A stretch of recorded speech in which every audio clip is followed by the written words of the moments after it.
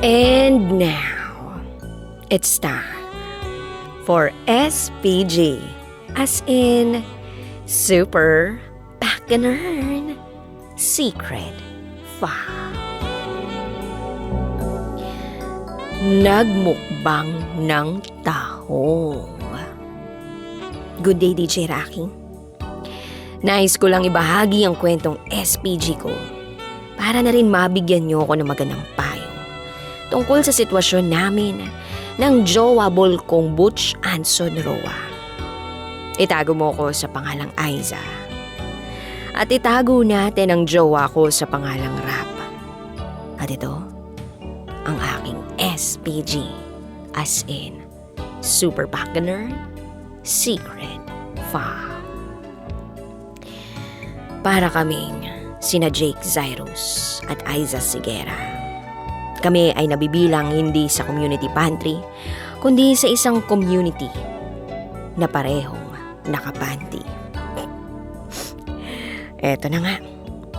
Siyempre, nasa tamang edad naman kami ng jowa ko, kaya hindi nawawala ang eat all you can or bakbakan to the highest level. Para kaming laging sumasali sa mukbang challenge. Iba rin naman kasi tong jowa ko na to. Parang daig ang kung sino mga nagmumuro ami kung sumisid. Gusto yatang sumali sa Olympics. Syempre, lagi naman kami may time sa ganun. Bonding moment na rin. Kaya fast forward.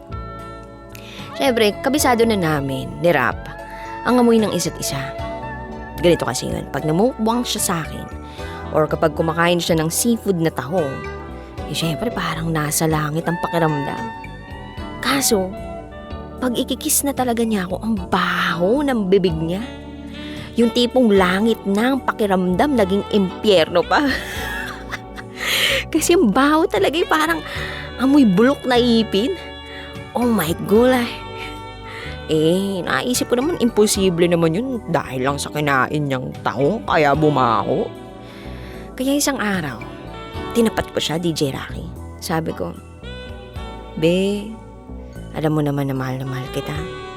Tanggap naman kita. Pero kailangan ko kasing sabihin sa'yo na bad breath ka. Ay, naku po, hindi ko inaasahan yung naging reaksyon niya. Galit na galit, gustong manakit.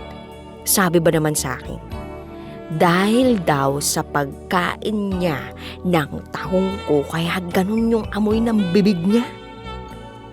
Kaya ginawa ko, nilaban ko.